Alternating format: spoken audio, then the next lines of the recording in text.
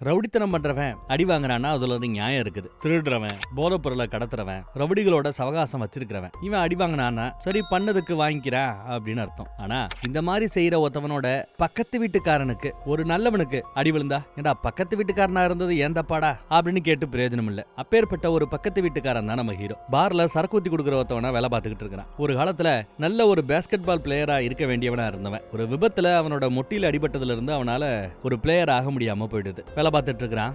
காதலி இவனை தேடி வரா. ரெண்டு இளவயசு ஓவரா கூத்தடிச்சுட்டு ரூம் பக்கம் வராங்க. இங்க வந்து பார்த்தா, நான் சொல்லல ரவுடித்தனம் பண்றவன், போதைப்பொருளை கடத்துறவன், இப்படி பல குற்றங்களுக்கு சொந்தக்காரன் இவன் தான். இந்த முடி மட்டும் நட்டுக்கு நிக்குது பாருங்க இந்த பைபிள்ல. தான் அப்பாவுக்கு உடம்பு சரியில்லையா, லண்டன்ல போய் அப்பாவை பார்த்துட்டு வர போறேன், அது வரைக்கும் என் பூனைக்குட்டியை கொஞ்சம் பாத்துக்கப்பா அப்படின்னு பூனைக்குட்டியை கொடுத்துட்டு போறான். அந்த பூனை கொஞ்சம் கடிக்கிற பூனை, ஆனா நம்ம ஹீரோ இது வரைக்கும் கடிச்சதே இல்லையா, அதனாலேயே இவங்கிட்ட பாத்துக்கன்னு கொடுத்துட்டு போறான். இதுல நம்ம பையலுக்கு விருப்பம் இல்லைனாலும் வேற வழி இல்லாம சரின்னு ஒத்துக்கிறான். பக்கத்துல வேற ஒருத்தர் இருக்கிறார். அவர் இந்த வெப்சைட் எல்லாம் டிசைன் பண்ணக்கூடிய ஒரு டிசைனர். ஏதாவது சத்தம் கேட்டா போதும், என்னப்பா அங்க சத்தம் அப்படின்னு வந்துருவார். சோ ஒருத்தன் லண்டனுக்கு போயிட்டான், இன்னொருத்தன் வெப்சைட் டிசைன் பண்ண போயிட்டான். அப்புறம் இது ரெண்டும் லவ் பண்ணிக்க தெரியுதுங்க. அடுத்த நாள் காலையில பார்த்தா நல்லா சரக்கடிச்சு தெரியுறான். அந்த பூனைக்கு பூனை ஃபுட் வைக்கணும்ல, அதெல்லாம் எங்க இருக்கும், அந்த ரவுடியோட வீட்டுல இருக்கும். சரி அதை எடுக்கலாமேன்னு அந்த பக்கத்துல போக கரெக்டா ரெண்டு மொட்டைங்க வராங்க. இந்த வீட்டுல இருக்கிறவன் எங்கப்பா அப்படின்னு விசாரிக்கிறாங்க. கொஞ்சம் உரண்டு இருக்கிறாங்க வந்தவங்க. இவர் வீட்டுல இல்ல அப்படிங்கிறான். பொய் சொல்றியான்னு கேக்குறானுங்க. அவங்களோட பூனை இவங்க தேடி வந்த ஆளு அந்த ரவுடி பயல. அந்த பயலோட பூனை எதுக்குடா உன்னோட அபார்ட்மெண்ட்ல இருக்குது, அப்ப நீயும் அவனும் ஃப்ரெண்டா அப்படின்னு புடிச்சுக்கிட்டாங்க. அடின்னு அடிக்கிறாங்க. அவன் எங்கன்னு கேட்டு பொளந்து கட்டுறாங்க. இதை நம்ம வெப் டிசைனர் பார்த்துட்டு ஒழுங்கா விட்டுட்டு போறீங்களா இல்ல போலீஸை கூப்பிடவா அப்படின்னு சத்தம் போடுறாரு. அதனால பயந்துட்டு அவங்க போயிட்டானுங்க. ஆனா அடி செம்ம அடிங்க. வயிற்று பக்கத்துல இருந்து ரத்தம் ஒழுகுதுங்க. ஐயோ அப்படின்னு பதறான். கட் பண்ணா ஹாஸ்பிட்டல்ல முழிக்கிறாங்க. அதுக்கு முன்னாடி அவனுக்கு ஒரு கனவு வரும். அந்த கனவுல ஒரு காலத்துல ஒரு நல்ல பிளேயர் ஆகணும்னு ஆசைப்பட்டுக்கிட்டு இருந்தவன் கூட ஃப்ரெண்டு கூட சேர்ந்து கார்ல போய்கிட்டு இருக்கும்போது அவன் சீட் பெல்ட் போட்டிருந்தான். கூட இருந்த நண்பர் சீட் பெல்ட் போடல. அதிவேகமா போனான். குறுக்கால ஒரு அனிமல் வந்துற அதை மோதக்கூடாதுன்னு வண்டியை எசக்கு பசக்கா ஓட்ட ஆக்சிடென்ட் ஆயிடுச்சு போல. அந்த பணம் எல்லாம் நினைத்து பார்ப்பான். இப்ப டப்புன்னு முழிக்கிறான். பக்கத்துல அந்த பொண்ணு தான் இருக்கிறா, வேற யாரும் இல்ல. எவ்வளவு நேரம் இந்த மாதிரி நான் மயங்கி கிடக்குறேன்னு கேட்டா 2 நாளுங்கிறாங்க. வயிற்று பக்கத்துல சரியான அடியான். கிட்னி டேமேஜ் ஆகி பக்கத்துல இருக்கிற உறுப்புகளை முட்டிக்கிட்டு இருந்ததா. அதனால வேற வழி இல்லாம ஒரு கிட்னியை டாக்டர்ஸ் எல்லாம் எடுத்துட்டாங்க அப்படின்னு குண்ட தூக்கி போடுறா. அதெல்லாம் அவன் பெருசா எடுத்துக்கல, ஏன்னா இன்னொரு கிட்னி இருக்குல்ல, பிரச்சனை இல்லைன்னு. அப்புறம் முதல் வேலையா போனை வாங்கி அம்மா கிட்ட தான் பேசுறான். ஏன்னா டெய்லி அம்மாட்ட பேசுறான் போல. ஒண்ணும்ல அப்படின்னு மேட்டரை சொல்லாம அப்படியே அம்மா அடிக்கிற காமெடிக்கு சிரிச்சுக்கிட்டு ஒரு வழியா காலை முடிச்சுட்டாங்க. அப்புறம் இவங்கிட்ட ஒரு கார்டை ஒரு பொண்ணு, அதான் நம்ம ஹீரோயின் கொடுக்குறா. ஒரு போலீஸ்காரியுடைய ID card, sorry visiting card. இவன் முழிச்சேன்னா இந்த நம்பர்ல கூப்பிட சொன்னாங்க, இந்தான்னு விசிட்டிங் கார்டை கொடுக்குறா. அவன் ரொம்ப நாள் இங்க மாதிரி இருக்க முடியாது, பெரிய ஹாஸ்பிட்டலா வேற இருக்குது, எக்கு தப்பா செலவாகும், அதனால வீட்டுல போய் ரெஸ்ட் எடுத்துக்கலாம், கிளம்பலாம் சொல்லி டிஸ்சார்ஜ் பண்ணி கிளம்பி வராங்க. வயிற்றுல இந்த ஸ்டாப்லர் பின் அடிக்கிறாப்புல அடிச்சு விட்டுருக்காங்க. தையல் மாதிரி போடுவாங்க அதை, ஸ்டாப்லரையே. ஒரு கிட்னி போயிடுச்சுங்கிறதுனால இனி நம்ம பையா சரக்கு அடிக்க கூடாது. ஆனா ஃப்ரிட்ஜை திறந்தா கீழே ஃபுல்லா சரக்கு. சரி ஃப்ரீசருக்குள்ள வைக்கலான்னு பார்த்தா அங்கேயும் சரக்கு. இங்க வச்சுதான் அவன் கேட்கறான். பொறுப்பு இல்லாம நடந்து கூடாது, கரெக்டா நடந்துக்கணும், அப்பதான் நம்ம காதல அடுத்த லெவலுக்கு எடுத்துட்டு போக முடியும். நான் ரொம்ப சீரியஸா இருக்கணுமா இல்ல ரொம்ப கேஷுவலா எடுத்துக்கிட்டு ஃப்ரீயா விடணுமா அப்படின்னு ஒரு வார்னிங்க கொடுத்துட்டு போறா. நம்ம பையன் நல்லபடியா வாழணும் வைக்கணும்னு ஆசை. இருக்கிற ஒரு கிட்னியை கெடுத்துக்க வேணான்னு சரக்கெல்லாம் எடுத்து சிங்க்ல ஊத்திக்கிட்டு இருக்கிறான். அப்ப பூனை மேல இருக்கிற ஒரு பாட்டில தட்டி விட்டுரும். பெட் ஃபுல்லா ஈரமாயிடும். சரி ஏன்னா அதெல்லாம் எடுத்துட்டு துவைக்கிறதுக்காக கீழே வராங்க. கீழே வீட்டுக்கு வெளியில ஒருத்தவர், எப்பா போட்டதுக்கு ஏதாவது துணி இருக்காப்பா அப்படின்னு கேட்பான். வெளியில இருக்கிற ஒரு பிச்சைக்காரர் இருக்கு எடுத்துறேன்னு சொல்லிட்டு நம்ம வந்துருவார். துணியெல்லாம் துவைச்சு முடிச்சுட்டு எடுத்து வரும்போது பார்த்தா ரோட்டு பக்கத்துல ஒரு மொட்டை இருக்கிறான். இங்க வந்தா அந்த ரவுடியோட வீட்டு கதவை இன்னொரு மொட்டை தட்டிக்கிட்டு இருக்கிறான். கூட இன்னொருத்தவர் இருக்கிறாப்ல தெரியுது. எதுக்குடா வம்புன்னு கீழேயும் போக முடியாது இப்போ, ஏன்னா வெளியில இருந்தவன் தெருவில் இருந்தவன் உள்ள வரான். இங்கிட்டு போக முடியாது பிளாட்டோட ஃப்ரண்ட் பக்கம் வழியா, ஏன்னா இன்னொரு மொட்டை இருக்கிறான். சோ மொட்டை மாடிக்கு விருட்டுன்னு ஏறி போயிட்டாங்க. அந்த எமர்ஜென்சி எக்ஸிட் இருக்கும்ல பின்பக்க கதவு, அது வழியா என்ன நடக்குதுன்னு எட்டி பார்த்தா சல்லடை போட்டு ஏதோ தேடிக்கிட்டு இருக்கிறாங்க ரவுடி வீட்டுல. இவன் அவனோட ஜன்னல் கதவை திறந்துட்டு அவனோட பிளாட்டுக்குள்ள வந்து நல்லபடியா செட்டில் ஆயிட்டான். அப்புறம் விசிட்டிங் கார்டுல இருக்கிற நம்பருக்கு அந்த போலீஸ்காரிக்கு கால் பண்ணி போலீஸ்காரியா வர சொல்றாங்க. போலீஸ்காரி வந்துருச்சு. கூடவே சில போலீஸும் வந்திருக்குது. என்ன நடந்ததுன்னு விசாரிக்க எல்லாத்தையுமே எழுதி கேட்டு தெரிஞ்சுக்குதுங்க. அவங்க எல்லாம் நிறைய போதைப் பொருட்கள் கடத்துறது சம்பந்தப்பட்டவங்க போல. பணப்பட்டுவாடாவும் நிறைய பண்ணுவாங்க போல. பணமும் அவங்க கிட்ட நிறைய விளையாண்டுட்டு இருக்குது. இதே மாதிரி இவங்களை விட ரொம்ப மோசமானவங்க 2 யூதர்கள் இருக்கிறாங்க போல, நல்ல தாடி கிடிமா வச்சுக்கிட்டு. அவங்க 2 பேரும் இன்னும் மோசமானவங்க, இறக்கமே இல்லாம கொன்னுடுவாங்க. அதனால அவங்கள பார்த்தாலோ இல்ல ஏற்கனவே அடிச்ச மொட்டைகளை பார்த்தாலோ உடனே எனக்கு இன்ஃபார்ம் பண்ணணும் அப்படின்னு எடுத்து சொல்ல நம்ம பையன் சரிங்கிறா.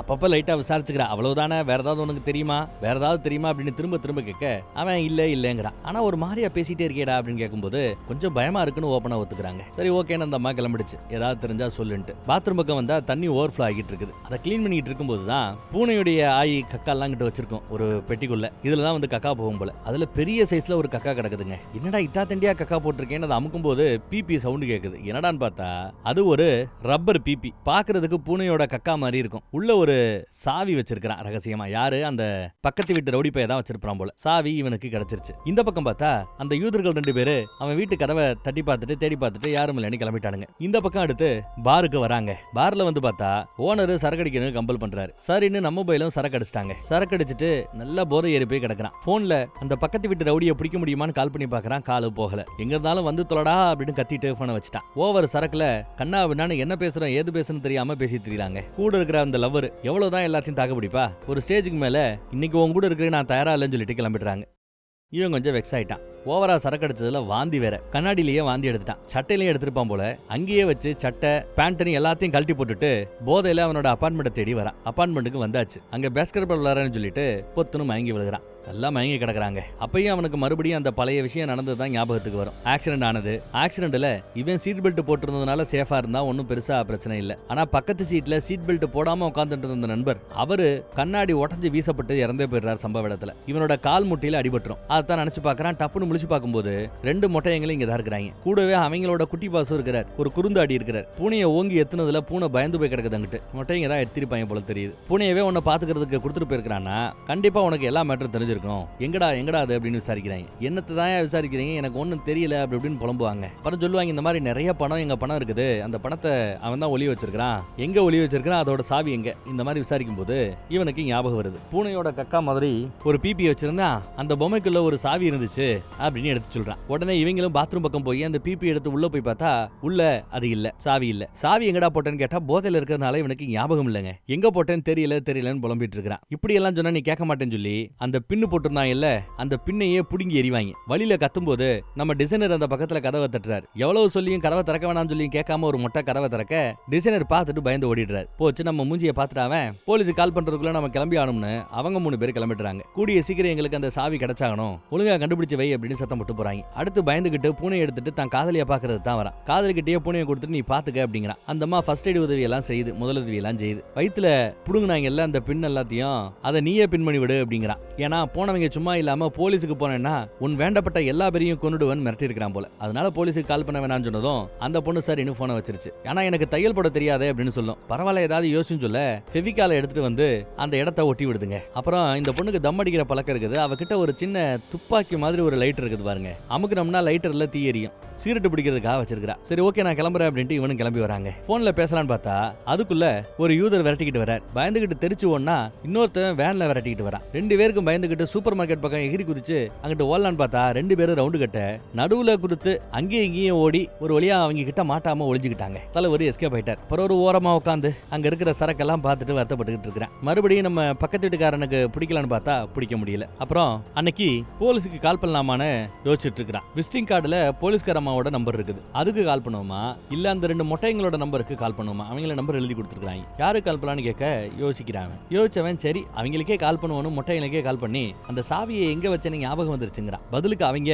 இங்க பாரு தேவையில்லாம எங்க அலக்கழிக்காத, அப்புறம் எசக்கு பசக்கா நடந்தா என்ன கேள்வி கேட்க கூடாது அப்படின்னு ஒரு மாதிரியா பேசுறானுங்க. அதை கேட்டதும் ஒருவேளை காதலிக்கு ஏதாவது ஆயிருக்கும்னு பயந்துகிட்டு வீட்டு பக்கம் ஓடியாந்து பார்த்தா காதலி சுடப்பட்டு கொல்லப்பட்டு கிடக்குறா. பார்த்தது இவனுக்கு பயங்கர டென்ஷனுங்க. உடனே அங்க இருந்து வேற வழி இல்லாம போலீஸுக்கு 911க்கு கால் பண்றான். போலீஸ்காரம்மாவும் வந்துருச்சு. என்ன ஏதுன்னு விசாரிக்கிறது, நடந்த கதை எல்லாத்தையும் சொல்றான். நெத்தியில வச்சு துப்பாக்கிய தோல்ல படுற ரேஞ்சுக்கு நல்லா ஒட்டி வச்சு சுட்டு கொண்டு இருக்கிறான். இதெல்லாம் சொன்னதும் இவனுக்கு இன்னும் வருத்தமா இருக்குது. சரி விடு வா ஒரு காபி சாப்பிட்டே பேசலான்னு ரெஸ்டாரண்ட் பக்கம் கூட்டிட்டு போறாங்க. இவனும் சரின்னு இந்த பக்கம் வரான். எதுவும் ஆர்டர் பண்ணல, அந்த மாதிரி தான் ஆர்டர் பண்ணிருக்குது போல தெரியுது. நல்லா இருக்கேன் சாப்பிட்டு பாக்குறியா அப்படின்லாம் கேட்டுட்டு இருக்கிறான். சரி இப்ப அடுத்து என்ன அப்படின்னு கேட்க பேக்கப் வர வரைக்கும் வெயிட் பண்ணுங்க அப்படின்னு சொல்றாங்க. சரின்னு இவனும் வெயிட் பண்ணிட்டு இருக்கிறான். பார்த்தா அந்த மொட்டையங்களும் குறுந்தாடி தான் வந்து நிக்கிறாங்க. குறுந்தாடியோட இந்த மொட்டையங்களோட ஆளு தான் இவ போல தெரியுது.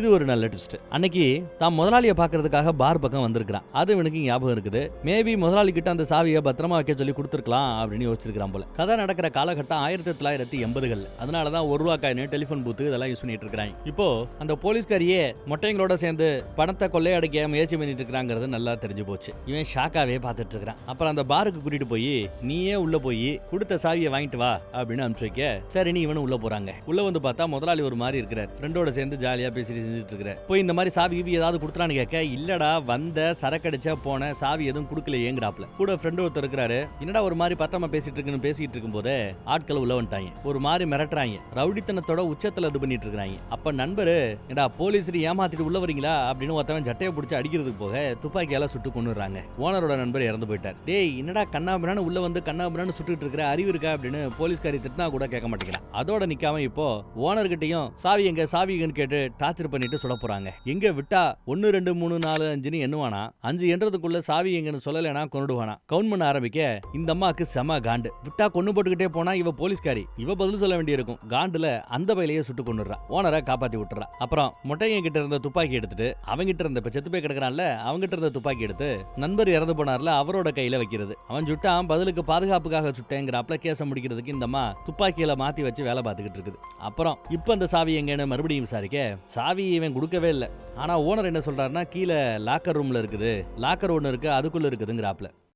உடனே சரின்னு போலீஸ்காரியும் வந்துடுறா. லாக்கர் நம்பர் என்னன்னு கேட்டு அந்த நம்பரை போட்டு பாக்குறா. ஆனா லாக்கர் திறக்க மாட்டேங்குது. இல்லங்க லாக்கர் கொஞ்சம் ரிப்பேரு, நம்பர் இதுதான் மறுபடியும் நிறைய நம்பர் கரெக்டா தான் சொல்றேன். ஆனா அந்த அம்மாவோட லாக்கரை திறக்க முடியல. அது ஒரு மாதிரி அமுக்கி திறக்கணுங்க, விடுங்க நான் திறக்கிறேங்க அப்படின்னு சொல்ல சரி உன்னை வாட்ச் பண்ணிட்டே இருப்பேன் போய் திற அப்படிங்கிறாங்க. இவனும் சரின்னு போய் திறக்கிறதுக்கு போறாங்க. நம்பரை தப்பா சொல்லியிருக்கான். கரெக்டான நம்பரை போட்டு உள்ள இருந்து சாவி எடுப்பான்னு பார்த்தா துப்பாக்கி எடுத்து கடபடன்னு சுட ஆரம்பிக்க அவங்க பயந்துகிட்டு பின்னாடி ஓடுவாங்க. அந்த கேப்ல நம்மால அந்த ரூமோட கதவை சாத்திடுறான். ஒரு சின்ன கேப் வழியா தான் துப்பாக்கி நீட்டி சுட முடியும், அந்த அளவுக்கு இருக்குது. கண்ணாபின்னு சுடுறாரு. இதுல காண்டாயி பதிலுக்கு அவங்க மிஷின்கன் எடுத்து சுட போறாங்க. நல்ல வேலை முதலாளியை பிடிச்சி காப்பாத்தி விட்டாச்சு. அப்ப இவர் அடங்காம அவங்கள ஒரு வழி பண்ண போறேன்னு மறுபடியும் கதவை திறந்துட்டு வெளியே போக பாக்குறாரு. இல்ல வேண்டாம் போலீஸ் வரட்டும் பாத்துக்கலாம்னு சொல்றதுக்குள்ள கதவை திறந்துற சுட்டு கொண்டுறாங்க. பாஸோட சொல்லி முடிஞ்சிருச்சு. ஒழுங்கா வந்துரு நீ இவனை வேற மிரட்ட நம்ம பைய வெளியிலேயே போக மாட்டேன் பயந்துகிட்டு உள்ளே உட்காந்துருப்பாங்க. அப்ப பழி எல்லாத்தையும் ஓ மேல போட்டுருவேன்னு சொல்லிவிட்டு போலீஸ்காரி போயிட்டான். வெளியில யாரும் இல்லைங்கிறத ஊர்ஜிதப்படுத்திட்டு வெளியில ஓடியாரான். இவனோட பிளாட்டுக்கு வரான். அப்படி வரும்போது அவனுக்கு இந்த கண்ணாடியில வாந்தி எடுத்தாலும் அந்த மேட்டர் ஞாபகத்துக்கு வருது. வீட்டு வாசல்ல அப்போ சட்டை பேண்ட் எல்லாத்தையும் அவுத்து போட்டுருப்பான். சட்டை இங்க தான் கிடக்குது குப்பையில. பேண்ட் எங்கன்னு பார்த்தா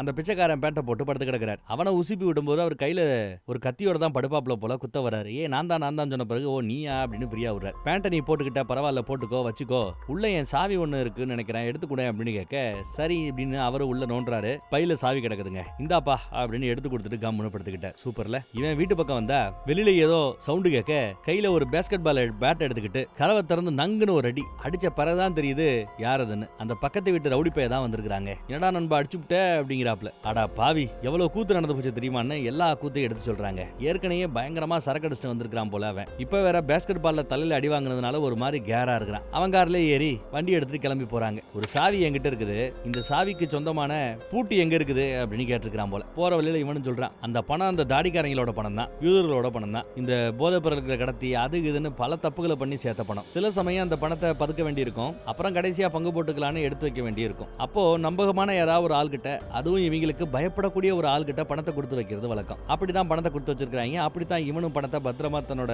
ஒரு இடத்துல ரகசியமா வச்சிருக்கான். இது கடவுள தான் அப்பா இறந்துட்டான்னு செய்தி கேட்டு லண்டனுக்கு போயிருக்கான் போல. அப்பா இறந்தே போயிட்டாராம். இப்ப திரும்பி வந்தாச்சு. ஆனா இவ்வளவு கூத்து நடந்துருச்சுங்கிறதுனால இதுக்கு பிறகு அந்த பணத்தை எடுத்து கொடுத்தாலும் என்ன ஏதாவது பண்ணிடுவாங்கன்னு வருத்தப்படுறான். வண்டியை விட்டு ஒரு வழியா அந்த இடத்துக்கு வந்தாச்சுங்க. இது ஒரு ஸ்டோர் ரூம் வாடகை கொடுவாங்க. அங்கெல்லாம் இந்த மாதிரி ஒரு கான்செப்ட் இருக்குது. ஊருக்கு ஒதுக்குப்புறமா ஏகப்பட்ட ஸ்டோர் ரூம் இருக்கும். அதுல ஏதாவது ஒரு ரூம் வாடகைக்கு எடுத்துக்கலாம். உங்களுக்கு தேவையில்லாத பொருட்கள் அங்க போட்டு வச்சுக்கலாம். அங்க போய் சாவி வாங்கிட்டு இதுதான் பூட்டு கதவை திறன்னு சொல்ல கதவை திறக்கிறாங்க. உள்ள துணிமணியா கிடக்கும். அதையும் தாண்டி உள்ள போனா 30 கோடி ரூபாய் பணம் கிடக்குதா அங்க. எஸ் எவ்வளவு பணம் கிடக்குதுன்னு பாருங்க. 30 கோடி அப்பாடா அப்படின்னு வாய புழக்கிறான். அப்புறம் முத வேலையா அம்மாக்கு பேன் பேசணும், போனை கொண்டு போனை வாங்கி போன்ல அம்மா கிட்ட என்னம்மா நல்லா இருக்கியா வச்சியா, என்னை பத்தி நியூஸ்ல ஏதாவது ஏட்டி புட்டியா வந்தா அதெல்லாம் நம்பாத, நான் அதெல்லாம் செய்யலாமா அப்படின்னு பேசிட்டு இருக்கும் போதே துப்பாக்கியை காட்டி நண்பர் மிரட்டுறார். இவனுக்கு என்ன சொல்றதுன்னு தெரியல. நான் பணத்தை கொடுத்தாலும் அவங்க என்ன உயிரோட விட மாட்டாங்க, சொன்னாலும் எதையும் நம்ப மாட்டாங்க, பேசாம பணத்தை எல்லாம் நானே எடுத்துக்கலாம்னு முடிவு பண்ணிட்டேன்ட்டான். அப்ப நானு அப்படின்னு அவன் பயப்படுறான். ஏன்னா ஆல்ரெடி காதலியே கொண்டுட்டாங்க, அடுத்த அம்மாவையும் கொண்டுட்டா அப்படின்னு பயப்படும் போது நான் என்ன பண்ண முடியும், நீ அவ்வளவுதான், சில சமயம் உன்ன மாதிரி ஆட்கள் மாற்றுறது சகஜம் அப்படின்னு பேசிட்டு இருக்க. நல்ல வேலை நம்ம பைய உஷாராகி ஒரு ஜம்ப போட்டு கீழே தள்ளிடுவாங்க. கீழே விழுந்ததும் மயங்கிட்டாப்ல. என்னடா பேஸ்கெட் பால்ல அடி வாங்கின இடத்துல ரத்தம் வருதுங்க. உள்ள ஏதோ கலங்கிட்டு இருக்குது போல. ஆளு மயங்கி கிடக்குறான். அப்படியே அழகா அவனை படுக்க போட்டு கதவை சாத்திட்டாரு. அந்த பக்கம் போலீஸ்காரிக்கு போனை போட்டு பணம் என்கிட்ட கிடைச்சிருச்சு, பணத்தை கொடுத்தா எல்லாத்தையும் முடிச்சிடணும், என்ன இந்த பிரச்சனையில இருந்து வெளியில கூப்பிட்டு வரணும் அப்படின்னு சொல்ல, அப்ப பண்ண இந்த கிரைம் எல்லாத்தையும் ஒத்துக்கிறதுக்கு ஒரு ஆள் வேணுமே அப்படின்னு கேட்க, அதுக்கு தான் இருக்குவா நம்ம பக்கத்து வீட்டுக்காரன், அவனை மாட்டி விட்டுறலாம், என்ன விட்டுரு, பணத்தை எடுத்துக்கோ, அப்புறம் அந்த பூனையை என்கிட்ட ஒப்படைச்சிரு அப்படின்னு கேட்கறாப்ல. ஏன்னா காதலிக்கு அந்த பூனை ரொம்ப பிடிக்கும் போல, அதனால அந்த பூனையை கொடுத்துருங்கிறான். பூனை இப்ப அந்த அம்மா கிட்ட தான் இருக்குது. ஒரு இடத்துல வந்து பாத்துக்க சொல்ல சரி இவங்களும் வந்திருக்காங்க. இவனும் அப்பதான் முழிப்பாங்க. ஆமா எங்க வந்திருக்கிறோம் அப்படின்னு கேட்டுக்கிட்டு இருக்கான். கரெக்டா இந்த போலீஸ்கார போலீஸ்காரோட வண்டியை பார்த்ததும் பயப்படுறான். இவன் கொண்டு போட்டுருவான்னு பதறாங்க. வண்டியை ஸ்டார்ட் பண்ண பார்த்தா இவன் விட மாட்டேங்கிறான். உடனே இறங்கி ஓட போகும்போது புடிச்சுக்கிறாரு. இவன் அங்க ஒப்படைச்சுட்டு பூனையை வாங்கிக்கணும். அப்புறம் பணம் இருக்க இடத்த நான் காட்ட மாட்டேன், சாவியை கொடுத்துறேன், இந்த பயலுக்கு பணம் இருக்கிற இடம் தெரியும், இவனை கூட்டிட்டு அங்க போய் நீங்க பணத்தை எடுத்துக்கலாம் அப்படின்னு பேசுறாப்ல. என்னை விட்டு என்ன கொன்றுவாங்கன்னு சொல்லிட்டு இருக்கும்போது இந்த அவனை எடுத்துக்கொண்டு நம்ம ஹீரோ தள்ளி விடுவான். நேரா போய் ஒரு மொட்டையங்கிட்ட மோதும் போது மொட்டையங்கிட்ட துப்பாக்கி இருக்க, அந்த துப்பாக்கியை தடுக்கிறேன்ற பேர்ல இவன் துப்பாக்கியை புடுங்க முயற்சி பண்றான். அதை புடுங்க முயற்சி பண்ணிட்டு இருக்கும்போது தெரியாதனமா லிவர் அமுக்கி விட்டுறாங்க போல,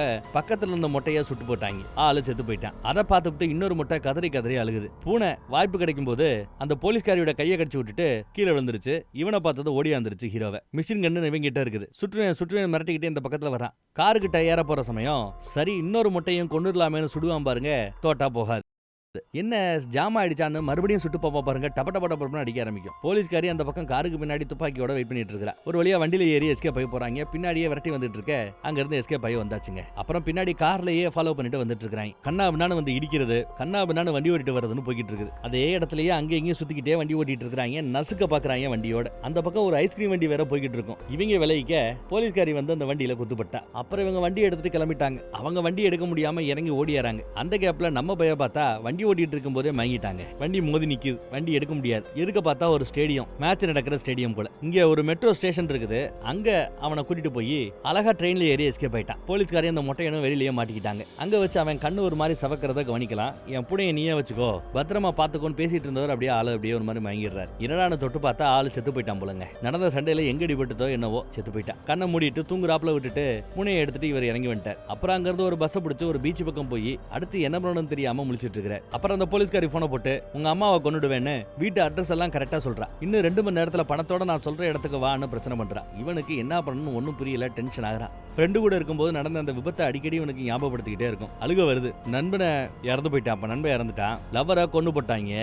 அப்புறம் யோசிச்சு அந்த தாடிக்காரங்க இருக்கிறாங்க இல்ல யூதர்கள், அவங்களுக்கு போனை போட்டு நண்பனை நானே கொன்னுட்டேன், பணம் இருக்கிற இடம் எனக்கு தெரியும் வாங்க அப்படின்னு கூப்பிட்டு விடுறான். நாங்க இந்த இடத்துல இருக்கிறோம் வாங்கன்னு. சரின்னு அவங்களும் வந்துட்டு இருக்காங்க. அந்த கேப்ல நம்ம பைய சாவியோட கைப்பிடியை உடைச்சிட்டு மீதி இருக்கிறதா சாவி இல்லையா, சாவி ஒரிஜினல் சாவி. இந்த பக்கம் இருக்கிறது கைப்பிடி தான், அது தேவையில்லை. அதை உடைச்சிட்டு அந்த துண்டை எடுத்து எங்கேயோ ஒளி வச்சுக்கிட்டான். அப்புறம் நல்லா பேஸ்கெட் பால் பிராக்டிஸ் பண்ணிட்டு இருக்கான். நல்ல பேஸ்கெட் பால் விளையாடுறவன் தான், அடிச்சா நல்ல அடி விழும் போல. அப்புறம் வெயிட் பண்ணிட்டு இருக்க வேன்ல வந்து யூதர்கள் இவங்களை கூப்பிட வந்து உட்காந்துட்டாங்க. இப்ப பணம் எங்கன்னு கேட்டா பணம் இருக்கிற இடம் எனக்கு தெரியும், ஆனா சாவி என்கிட்ட இல்ல, சாவி அந்த போலீஸ்காரி கிட்ட இருக்குது. 2 மணி நேரத்துல இங்க வந்து என்ன பாரு அப்படின்னு கூப்பிட்டு இருக்கா. நீங்க போய் அவளை கொண்டு போட்டுட்டு சாவி எடுத்துட்டு வாங்க, நான் உங்களுக்கு பணம் இருக்கிற இடத்த காட்டுறேன் அப்படின்னு ஒரு டீல போடுறான். நம்ம ஆட்கள் அவங்களோட யூத மொழியில அவங்களுக்குள்ளே பேசிட்டு இருக்காங்க. இந்த வகையில கொண்டு போட்டுடலாமா எப்படி என்னன்னு, பணம் கிடைக்கிற வரைக்கும் இருக்கட்டும், அப்புறம் கண்ணை நோண்டி போட்டலான்னு பேசிட்டு இருக்காங்க. அதுக்கு முன்னாடி இவங்கிட்ட சாவி இருக்கா இல்லையான்னு ஒரு தடவை கம்ப்ளீட்டா செக் பண்ணணும்னு நினைக்கிறாங்க. அவங்க கிட்ட இருக்கிறது அந்த பேக்கும் அவன் போட்டிருக்கிற ட்ரெஸ்ஸும். சொந்தக்காரமா வீட்டுக்கு கூட்டு போய் ட்ரெஸ் ஃபுல்லா அவுத்து கம்ப்ளீட்டா செக் பண்ணி பார்த்துட்டாங்க. அவங்க கிட்ட சாவி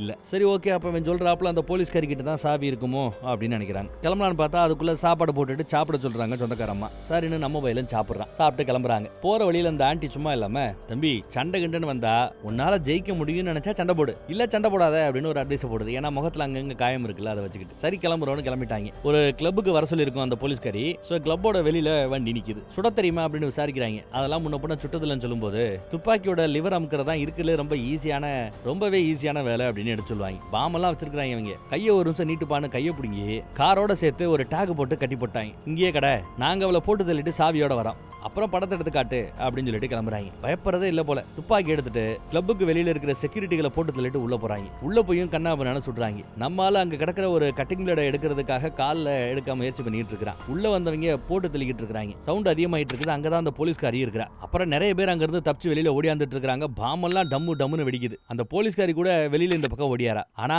அவங்க தப்பான ரூட்ல ஓடிக்கிட்டு இருக்காங்க. ஏன் இந்த பக்கம் ஓடுறாடா அப்படின்னு கத்திட்டு இருக்கான். கேட்கவா போகுது இல்ல அங்க இந்த சிகரெட் பிடிக்கிறதுக்கு லைட்டர் இருக்கும். அதை எடுத்து அவன் கையில இருக்கிற அந்த டேக் மேல வச்சதும் டேக் இலகிடுது. கை ரிலீஸ் ஆயிடுச்சு. அவளை ஃபாலோ பண்ணிட்டு பின்னாடியே விரட்டி வந்துட்டு இருக்கும்போது பார்த்தா குறுக்கால அந்த கௌசிக்கு வந்தாங்கிறப்பல மொட்டை வந்து நிக்கிறான். நம்மால அவனை அடிக்கலான்னு முயற்சி பண்ணி கையை அப்படி குத்துற ஸ்டேஜ்ல காட்ட அவன்கிட்ட துப்பாக்கி இருந்தாலும் ஓ அவ்வளவு பெரிய ஆயிட்டியா, சண்டை போட்டு பாப்பமா அப்படின்னு அவனும் கையை தூக்கிட்டு சண்டை போட ரெடி ஆயிட்டாங்க. சட்டையை கழட்டி போட்டுட்டு அதுல கண்ணு கிட்டு போயிடுச்சு. 2 அடிதான், 2 குத்துல ஆளு மயங்கி விழுந்துட்டான். அவ்வளவுதான் போல. அவ்வளவு பவர் இருக்குது நம்ம பயலுக்கு. இது இவ்வளவு நாளா அவனுக்கே தெரியல. அப்புறம் மறுபடியும் அவளை விரட்டிக்கிட்டு பின்னாடியே போலான்னு பார்த்தா ஒரு கட்டத்துல அவ துப்பாக்கி முனையில புடிச்சிடுறா பின்னாடி இருந்துகிட்டு சந்துல. இவன் இவன் கரெக்டா அவ சுட போகும்போது பேட்டை வச்சு துப்பாக்கியை தட்டி விட்டுறான். அப்புறம் 2 பேரும் சண்டை போடுவாங்க. இவன் கீழே விழுந்துருவான். துப்பாக்கி எடுக்க அவன் முயற்சி பண்ணுவா. அப்ப பேஸ்கெட் பால் உடஞ்சு போய் கிடக்கும்ல, அதை எடுத்து காலில் ஒரு இறக்கிட்டு துப்பாக்கியை தூக்கிட்டான். உன்னால சுட முடியாதுன்னு சொல்லிட்டு இருக்கா. இவனும் சுடுறதுக்கு முயற்சி பண்றான். ஆனாலும் மனசு வரல, அதனால சுடலங்க. பாத்தியா, உன்னால சுட முடியாது, ஒரு செகண்ட் நானே பயந்து போயிட்டேன்னு அசால்ட்டா கேஷுவலா இருப்பா. அப்போ நான் கொல்ல போறது இல்ல உன்னை, ஆனா அவங்க கொல்லுவாங்கன்னு திரும்பி பார்த்தா யூதர்கள் 2 பேரும் அங்க வந்துட்டானுங்க. டப்பு அந்த போலீஸ்காரியை சுட்டு கொன்னுட்டாங்க. அப்புறம் இவங்க 2 பேரும் வண்டியில இவனை கூட்டிட்டு கிளம்புறாங்க. எப்ப அந்த சாவி அப்படின்னு கேட்க, வாங்க சாவி இருக்கு நான் காட்டுறேன் அப்படின்னு சொல்லிட்டு சாவி இருக்கிற இடத்த காட்டுறான். எங்கடா இருக்குன்னா அந்த பூனையோட காலில் அடிபட்டு இருக்கும், ஒரு பேண்டேஜ் போட்டு விட்டுருப்பான். அந்த பேண்டேஜுக்குள்ளதான் உடைச்சு வச்சிருக்கிற அந்த சாவி துண்டு இருக்குதுங்க.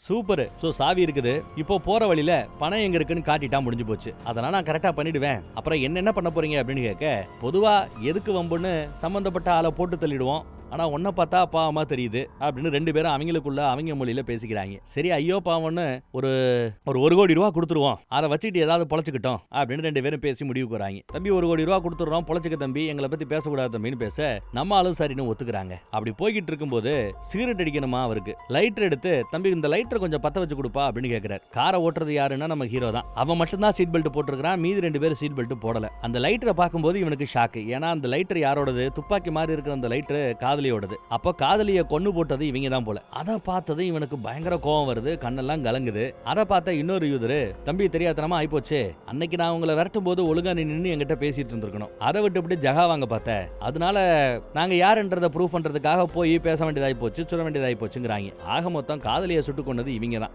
மொட்டைங்க கிடையாது போல. அடப்பாவமே, இவனுக்கு ஆத்திரம் அடங்கலங்க. லைட்டரை பத்த வச்சுட்டு ஆக்சிலேட்டரை போட்டு அமுக்கு நமக்கு படு வேகமா வண்டி ஓடிட்டு போறான். போற வேகத்தை பார்த்து இவங்களே பயப்படுறாங்க. டே பாத்ரா பேசிக்கலாம்டான்னு சொல்லும்போது கேட்கலையே. படு வேகமா போய் கரெக்டா பாலத்துக்கு கீழே இருக்கிற அந்த பில்லர்ல கொண்டு போய் ஒரு இடிங்க. இடிச்ச இடியில பிளாஷ்பேக்ல தான் ஃப்ரெண்டு கூட போகும்போது இதே மாதிரி தான் நடந்திருக்கும். சீட் பெல்ட் போட்டிருந்ததுனால அவன் மட்டும் சேஃப். அப்படி இடிக்கும் போது அந்த பூனையை தூக்கி கையில வச்சுக்கிட்டு இறுக்கி பிடிச்சுக்கிட்டான். அடிச்ச அடியில அடுத்து என்ன நடந்துச்சு அப்படின்னு பார்த்தா சுக்கு நூறா காரு நொறுங்கி போச்சு. பின்னாடி உட்கார்ந்துட்டு இருந்தாருல, அவர் எதுக்கு இருந்த ஒரு பைப்ல குத்தி தலை செதறி போச்சு, ஆளு அவுட். இன்னொருத்தன் வண்டிக்குள்ளேயே கடைசியா ஏதோ 4 வார்த்தை பேசிட்டு செத்து போயிட்டான். 2 பேரோட ஜோலியும் முடிஞ்சிருச்சுங்க. நம்மால உயிரோட எஸ்கேப் ஆயிட்டாரு, பூனையோட எஸ்கேப் ஆயிட்டார். கட் பண்ணா ஏர்போர்ட்ல நிக்கிறான், கையில ஒரு பெரிய பேக் இருக்குது. ஏர்போர்ட்ல இருக்கானே, இவனை ஒரு தேடப்படும் குற்றவாளியாக அறிவிச்சிருக்கிற போலீஸ்னு பார்த்தா இறந்து போன தான் ஃப்ரெண்ட் இருக்கிறாருல, பக்கத்து வீட்டுக்காரர், அவரோட ஐடியா பயன்படுத்தி பாஸ்போர்ட்டை பயன்படுத்தி அவரை மாதிரியே ஹேர் ஸ்டைல வச்சுக்கிட்டு ஏர்போர்ட்ல வேலை பார்க்கறவங்களை ஏமாத்தி பிளைட்ல ஏறிட்டான். இவன் போட்ட மூட்டை பணம் மூட்டை போல.